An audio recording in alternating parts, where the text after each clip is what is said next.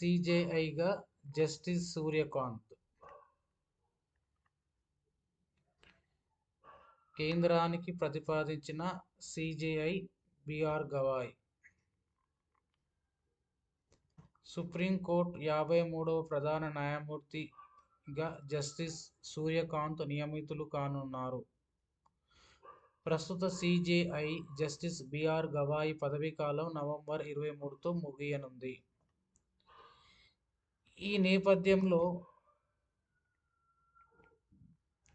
ఈ నేపథ్యంలో తదుపరి సిజేఐగా జస్టిస్ సూర్యకాంత్ పేరును ప్రతిపాదిస్తూ సిజేఐ కేంద్ర ప్రభుత్వానికి సోమవారం ఒక లేఖ రాశారు.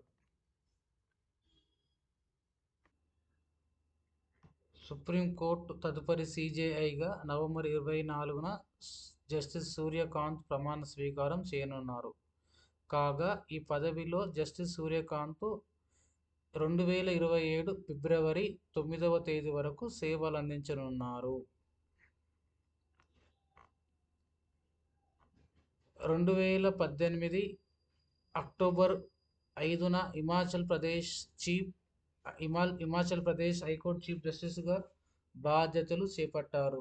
దాదాపు 8 నెలల సేవల అనంతరం 2019 మే 24న సుప్రీంకోర్టు పదోన్నతి పొందారు. సుప్రీంకోర్టు న్యాయమూర్తిగా సుమారు 5 ఏళ్లు సహచర న్యాయమూర్తితో కలిసి కీలక తీర్పులు వెలువరించారు. బీహార్లో సర్ ఎస్ఐఆర్ లేదా సర్ పిటిషన్ విచారణలోనూ జస్టిస్ సూర్యకాంత్ కీలకంగా వ్యవహరించారు.